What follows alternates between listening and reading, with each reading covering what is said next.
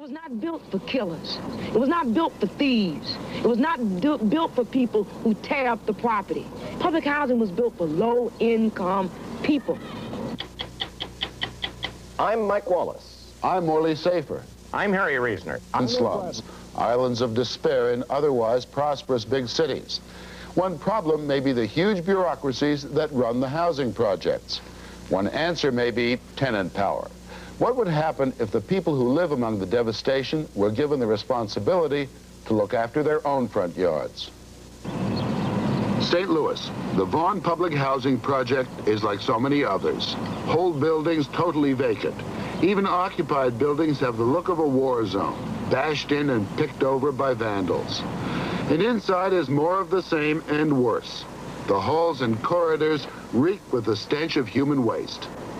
Back in the 70s, one complex, Pruitt-Igoe, got so bad that the St. Louis City Fathers could find only one rather dramatic solution.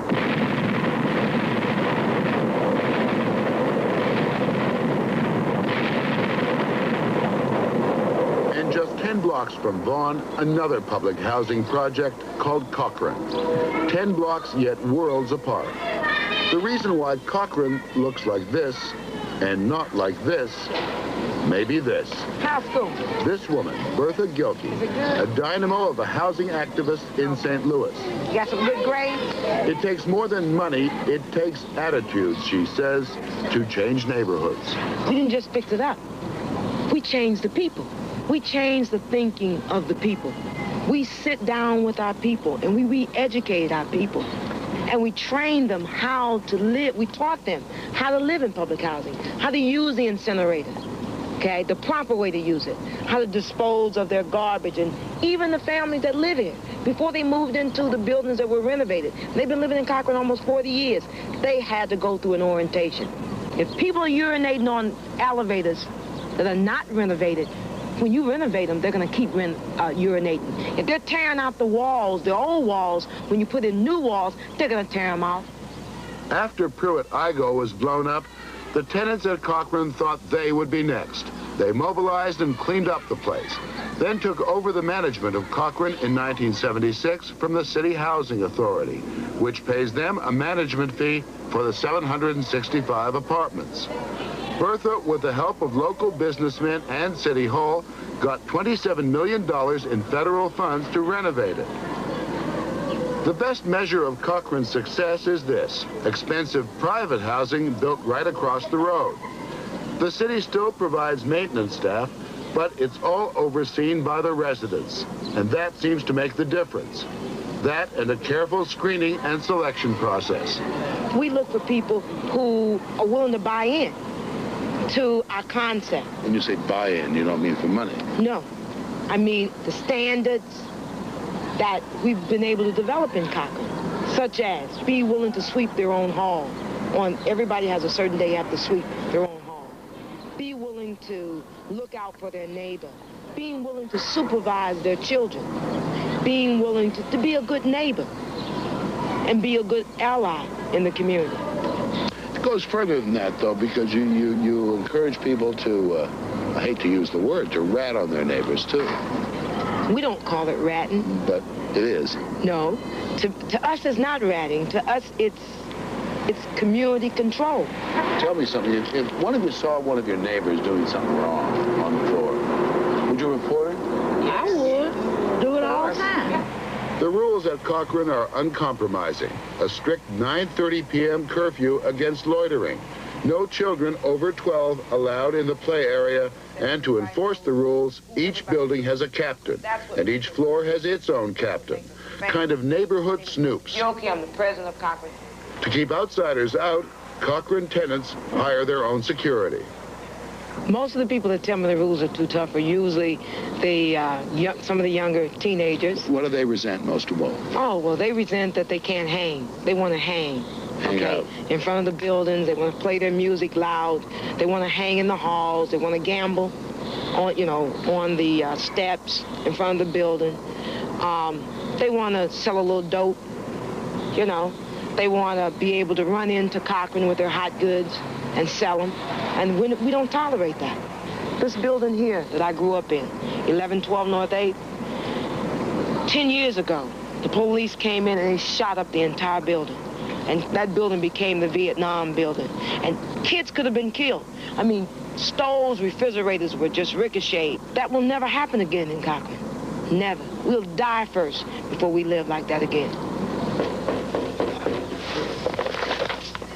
Every applicant for Cochran must submit to an inspection of their present home by the screening committee. I'm Mrs. Oldham from the Cochran Management Office, and this is Mr. Turner. How you doing? This is Mrs. Blewett. We're here to make a home visit.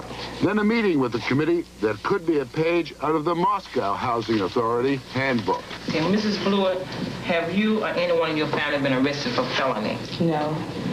Every aspect of an applicant's life is scrutinized, with particular attention, in this case, to one 9-year-old boy. What are some of the methods that you use to punish if he does, do something wrong? The things that he enjoyed doing, he can't do it. Of course, watch TV or go play, ride his bike. Take away his privileges. Right. Okay. How do you control your child when you're at work? Where are they at? My family watching for me. My younger sister. How old is this person, your younger sister? 16. 16. Excuse me a minute. Your sister is 16 years old. She's not old enough to be a babysitter here in Cochran, so you have to find other supervision. Then afterwards, each applicant is graded. Points given for each aspect of their lives. A failing grade means no apartment at Cochran. But let this give us a 1, because her supervision is really bad. She's not having a stable babysitter. It's not steady. It's not a steady babysitter. Mrs. Blewett got in. She got better marks on the rest of the test. I know there's a problem in the community center. You know why I know? Because there's too many of you all hanging. There's too many of you all hanging around. Once in Cochran, the main emphasis is on child control. A whole family can be evicted if one child is considered a menace. That is, possession of drugs, a weapon, stealing, or just for being what used to be called incorrigible. These two young men got into trouble. Bertha Gilkey had pleaded for leniency once before, but this time the board of directors seemed determined to deal out harsh punishment.